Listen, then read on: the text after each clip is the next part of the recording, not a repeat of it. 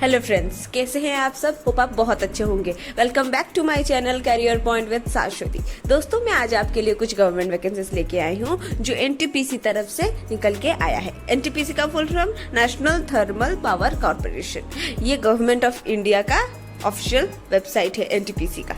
ठीक है, नीचे चलते हैं, देखते हैं कौन सी वैकेंसीज निकली है। अच्छा दोस्तों, आगे बढ़ने से पहले चैनल को प्लीज लाइक, शेयर और सब्सक्राइब जरूर कर लीजिएगा ताकि जो भी फर्दर गवर्नमेंट नोटिफिकेशंस और उसके रिलेटेड वैकेंसीज हो मैं आप तक पहुंचा सकूं। चलिए नीचे चलते हैं। ये देखिए, मैं नीचे जा रही हूँ और ये देख सकते हैं आप advertisement number 1425 recruitment of executive trainees human resource. यहाँ जो दिया गया है click here to view the details, यहाँ पे मैं क्लिक की और ये देखिए हम पहुँच गए ऑफिशियल नोटिफिकेशन के वेबसाइट पे। ठीक है, मैं नीचे जा रही हूँ और हम लोग एडवर्टाइजमेंट देखते हैं कहाँ निकला है। ये आप देख सकते हैं सारे recruitment of executive training human resource. Online application will be open from 26 of August to 9 of September. यहाँ जो लिखा गया है, यहाँ पे एक बॉक्स में दिया गया है एडवर्टाइजमेंट इंग्लिश। यहाँ पे मैं क्लिक की, ये देखिए ऑफिशियल नोटिफिकेशन आ गया, सब देख सकते हैं। ठीक है, और नीचे चलते हैं, देखते हैं क्या एज लिमिट है, क्वालिफिकेशन क्या है, कब शुरुआत हो रही है एप्लीकेशन की, कब खत्म हो रहा है। जैसे कि आप देख सकते हैं ऑनलाइन एप्लीकेशन 26 ऑफ अगस्त से शुरू हो रहा है। Last date of online application कब है? 9 ऑफ सितंबर। कौन से पोस्ट के लिए एप्लीकेशन आ रहा है? एग्जीक्यूटिव ट्रेनिंग ह्यूमन रिसोर्स में कितना पोस्ट है? 15 पोस्ट। ठीक है, देखिए क्वालिफिकेशन क्या मांगा जा रहा है। ग्रेजुएट के साथ साथ आपका क्या होना चाहिए? पोस्ट ग्रेजुएट भी होना चाहिए। किस में? मैनेजमेंट में। ठीक है, पोस्ट ग्रेजुएट इन मैनेजमेंट, पर किस फील्ड में होना चाहिए? ह्यूमन रिसोर्स हो सकता है, या तो इंडस्ट्रियल रिलेशन हो सकता है, या तो पर्सनल मैनेजमेंट हो सकता है, मास्टर इन सोशल वर्क भी हो सकता है। ठीक है, इन किन्हीं फील्ड में से एक में आपका स्पेशलाइजेशन होना चाहिए। पीजी इन मैनेजमेंट के साथ साथ आपको मैनेजमेंट करना है पीजी में, पर किस फील्ड में करना है? इन्हीं सब फील्ड में। जिस कैंडिडेट्स के पास इन फील्ड में क्वालिफिकेशन है वो अप्लाई कर सकते हैं। आ गया समझ में? एज लिमिट क्या दिया गया है? मैक्सिमम 29 ईयर्स, मतलब जो 29 ईयर्स तक कैंडिडेट्स हैं सिर्फ वही अप्लाई कर सकते हैं, उसके एवं अप्लाई नहीं कर सकते। ठीक है, मिनिमम एज लिमिट कोई नहीं दिया गया है, तो आपका जो भी एज लिमिट है 29 के अंडर आप हर कोई अप्लाई कर सकते हैं। आ गया समझ में? नीचे चलते हैं। सिलेक्शन प्रोसीजर क्या है? All India based online selection test देना पड़ेगा आपको एक। ठीक है, और ये 2 पार्ट्स में होने वाला है। पहला सब्जेक्ट नॉलेज टेस्ट, उसके बाद एग्जीक्यूटिव एप्टीट्यूड टेस्ट। ठीक है, जो कैंडिडेट्स ये 2 एग्जाम को क्वालिफाई करेंगे वो पर्सनल इंटरव्यू या तो जीडी में सिलेक्ट होंगे। फिर से मैं बता देती हूँ सिलेक्शन प्रोसीजर क्या है। आपको 2 ऑनलाइन एग्जाम देना पड़ेगा, पहले सब्जेक्ट नॉलेज टेस्ट और दूसरा एग्जीक्यूटिव एप्टीट्यूड टेस्ट। ये दोनों को क्वालिफाई करने के बाद आपका जीडी हो सकता है या पर्सनल इंटरव्यू हो सकता है। अच्छा, पर्सनल इंटरव्यू और जीडी होगा या नहीं ये किस पे डिपेंड करता है? नंबर ऑफ कैंडिडेट्स पे। कितने कैंडिडेट्स अप्लाई कर रहे हैं इस पोस्ट के लिए, उसी पे डिपेंड करेगा कि सिर्फ ग्रुप डिस्कशन होगा या पर्सनल इंटरव्यू सिर्फ होगा या बोथ होगा। ठीक है, पर आप दोनों के लिए प्रिपेयर करके जाइएगा। आ गया समझ में? और जो पर्सनल इंटरव्यू हो या जीडी हो या बोथ हो, ये दोनों को क्वालिफाई कर लेगा, उन्हीं का ही मेरिट लिस्ट निकलेगा। ठीक है, अच्छा टेस्ट सेंटर क्या होना चाहिए? टेस्ट सेंटर्स आप जब ऑनलाइन फॉर्म भरेंगे तब आपको दिखाया जाएगा।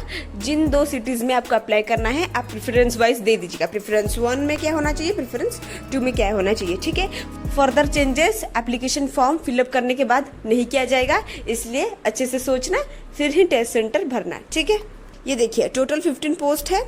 अनरिजर्व में 8, ईडब्ल्यूएस 1, ओबीसी 3, एससी 2, एसटी 1। आ गया समझ में?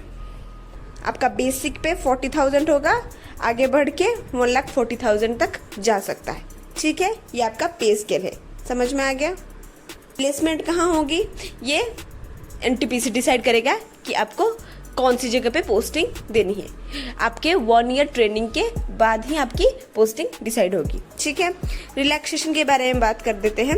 अच्छा, ST/SC वालों के लिए 5 ईयर्स का एज रिलैक्सेशन, ओबीसी वालों के लिए नॉन क्रीमिलियर ओबीसी, ठीक है, उनके लिए 3 ईयर्स का रिलैक्सेशन, और जो PWD कैंडिडेट्स हैं जो जनरल ईडब्ल्यूएस में जाते हैं उनके लिए 10 इयर्स का रिलैक्सेशन, पीडब्ल्यूडी वाले ओबीसी नॉन क्रीमी लेयर में जो जाते हैं उनके लिए 13 इयर्स का रिलैक्सेशन, पीडब्ल्यूडी वाले जो एसटीएससी में जाते हैं उनके लिए 15 ईयर का रिलैक्सेशन। ठीक है, यहाँ पे थोड़ा छोटा छोटा दिया गया है, मैं समझ सकती हूँ, पर मैं ऑफिशियल एडवर्टाइजमेंट डिस्क्रिप्शन बॉक्स में दे दूंगी, अच्छे से पढ़ लेना। ये सिर्फ आपको इन्फॉर्मेशन देने के लिए मैं आपको बता रही हूँ, ताकि आपको पता चले कौन सा चीज़ इम्पोर्टेंट है और कौन सा चीज़ कहाँ पे लिखा गया है। ठीक है, आप पढ़ेंगे तो आपको समझ में आ जाएगा, इसलिए मैं अभी बता दे रही हूँ आपको। ठीक है, नीचे चलते हैं। देखिए, सर्विस एग्रीमेंट बॉन्ड आपका होगा और उस बॉन्ड में जनरल ईडब्ल्यूएस ओबीसी वाले 5 लाख का एग्रीमेंट साइन करेंगे और जो एससी एसटी पीडब्ल्यूडी वाले हैं वो 2.5 लाख का एग्रीमेंट साइन करेंगे। आ गया समझ में? ये इसलिए किया जा रहा है कि ताकि आप कंपनी को in the middle of the period छोड़ के ना जाएं। एग्रीमेंट करना ज़रूरी है क्योंकि कुछ कैंडिडेट्स होते हैं जो सर्विस के बीच में ही उसे छोड़ के चले जाते हैं। इसलिए सर्विस एग्रीमेंट बॉन्ड ज़रूरी है ताकि आप पोस्ट के लिए क्वालिफाई किया गया है वो काम आप कंप्लीट करके ही जाइएगा। ठीक है, इस सर्विस एग्रीमेंट बॉन्ड में ये बोला गया है कि आपको ये कंपनसेशन देना पड़ेगा अगर आप आधे में छोड़ के गए, जैसे कि मैंने अमाउंट बोल दिया एसटीएससी पीडब्ल्यूडी ओबीसी जनरल हर किसी के लिए। ठीक है, एंड 1 ईयर ऑफ ट्रेनिंग होगा, उसके बाद ही 3 इयर्स ऑफ आपका काम रहेगा। ठीक है, तो इन शॉर्ट आपका 4 साल का काम रहेगा इस कंपनी में, तो उसके बाद ही आप किसी और कंपनी में ज्वाइन कर सकते। आ गया समझ में? ज्वाइनिंग के पहले आपको एक मेडिकल एग्जामिनेशन किया जाएगा एनटीपीसी की तरफ से, ताकि पता चले कि आपका बॉडी फिट है काम करने के लिए। ठीक है, इसलिए मेडिकल एग्जामिनेशन किया जाएगा। जनरल इंस्ट्रक्शंस दिया जा रहा है कि कौन कौन अप्लाई कर सकते हैं, कौन एलिजिबल है, क्या डॉक्यूमेंट्स अपलोड करना है और एज क्या होना चाहिए, क्वालिफिकेशन क्या होना चाहिए, इस सब के बारे में बताया गया है इसमें। समझ में आ गया? अच्छा, और एक चीज़ मैं बता देती हूँ, प्लीज़ आप अपना वर्किंग ईमेल आईडी और फ़ोन नंबर दीजिएगा ताकि वो लोग आपके साथ कम्युनिकेट कर पाए। एडमिट कार्ड कहाँ पे आएगा? ऑफिशियल वेबसाइट पे आएगा एनटीपीसी के, जहाँ पे मैंने दिखाया ना एडवर्टाइजमेंट इंग्लिश का, वहीं पे जाना, वहीं पे नीचे ही आपका एप्लीकेशन है जहाँ पे आप अप्लाई कर सकते हैं, अप्लाई बटन है वहीं पे। ठीक है, और उसी में ही आपका एडमिट कार्ड आएगा। इसलिए रेगुलरली ऑफिशियल वेबसाइट को विजिट करना ताकि आपको पता चल जाए कि कब आपका एडमिट कार्ड आएगा। आ गया समझ में? नीचे चलते। ये देखिए कैसे अप्लाई करना है। जैसे कि अभी मैंने थोड़ी देर पहले बताया कि इसके एनटीपीसी ऑफिशियल वेबसाइट में ही आप अप्लाई कर सकते हैं, जहाँ पे मैंने एडवर्टाइजमेंट आपको दिखाया वहीं पे ही। फिर भी किसी और को जानना है कौन सा वेबसाइट, तो यहाँ पे लिखा गया है careers.ntpc.co.in, इसी में जाके आप अप्लाई कर सकते हैं। ठीक है, एप्लीकेशन फीस के बारे में बता देती हूँ। जनरल ईडब्ल्यूएस ओबीसी कैंडिडेट्स जो हैं उनके लिए 500 का एप्लीकेशन फीस है। ठीक है, एससी एसटी पीडब्ल्यूडी और ex serviceman and female candidates, इसके लिए कोई एप्लीकेशन फ़ी नहीं जारी किया गया है। समझ में आ गया? तो जो भी फीमेल कैंडिडेट्स हैं, एसटीएससी पीडब्ल्यूडी एक्स सर्विसमैन हैं, कोई भी कैटेगरी से बिलोंग करते हैं, आपके लिए कोई भी फीस चार्ज नहीं किया गया है। सिर्फ कौन फीस देगा? जनरल वाले, ईडब्ल्यूएस एंड ओबीसी वाले ही फीस देंगे। समझ में आ गया? और एक बात, पेमेंट ऑफलाइन भी हो सकता है।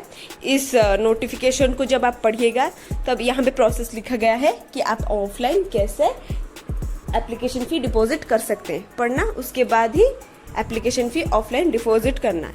ऑनलाइन भी हो सकता है, नेट बैंकिंग के थ्रू, डेबिट कार्ड के थ्रू, क्रेडिट कार्ड के थ्रू। तो दोनों मोड है। कौन से मोड से आपको ऑनलाइन फ़ी पेमेंट करना है ये आप पे डिपेंड करता है। ठीक है, फीस एक बार पे हो गया रिफंड नहीं किया जाएगा, स्ट्रिक्टली दिया गया है। अपना एप्लीकेशन नंबर अप्लाई करने के बाद नोट करके लिखना, ये भी यहाँ पे बोला गया है। ठीक है, ये देखिए डॉक्यूमेंट्स कैसे अपलोड करने हैं, ये सारे 1 2 3 4 करके प्रोसेस दिया गया है। क्लास 10 का सर्टिफिकेट चाहिए, पैन कार्ड चाहिए, आधार कार्ड चाहिए, डेट ऑफ बर्थ का प्रूफ चाहिए, ग्रेजुएशन का सर्टिफिकेट चाहिए इनको, ठीक है, उनके साथ मार्कशीट्स भी ग्रेजुएशन का, ठीक है। फाइनल ईयर का सेमेस्टर मार्कशीट चाहिए, अगर कोई पीजी फाइनल ईयर में है तो उनका मार्कशीट उनको चाहिए फाइनल सेमेस्टर का, ओके। और जिस फील्ड में आप पीजी कर रहे हैं उस फील्ड का भी उनको सर्टिफिकेट चाहिए, क्वालिफाइंग डिग्री चाहिए, provisional certificate, okay. Caste certificate चाहिए, जो ओबीसी नॉन क्रीमी लेयर से बिलोंग करते हैं उनको वो सर्टिफिकेट चाहिए, जो ईडब्ल्यूएस वाले कैंडिडेट्स है उनको ईडब्ल्यूएस का सर्टिफिकेट डिपॉजिट करना है, जो पीडब्ल्यूडी कैंडिडेट्स है उनका भी वो फॉर्मेट सर्टिफिकेट डिपॉजिट करना है, ठीक है। बस इतना ही दिया गया है।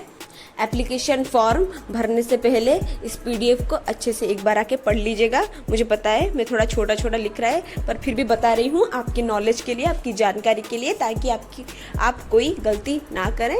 इसलिए इसको पढ़ना, उसके बाद ही आप जाके एप्लीकेशन फॉर्म फिलअप करना। समझ में आ गया? ठीक है। थैंक यू सो मच मेरा वीडियो देखने के लिए इतने पेशेंस के साथ। फिर मिलेंगे कुछ नए गवर्नमेंट वैकेंसीज के साथ मेरे नेक्स्ट वीडियो में। तब तक के लिए थैंक यू।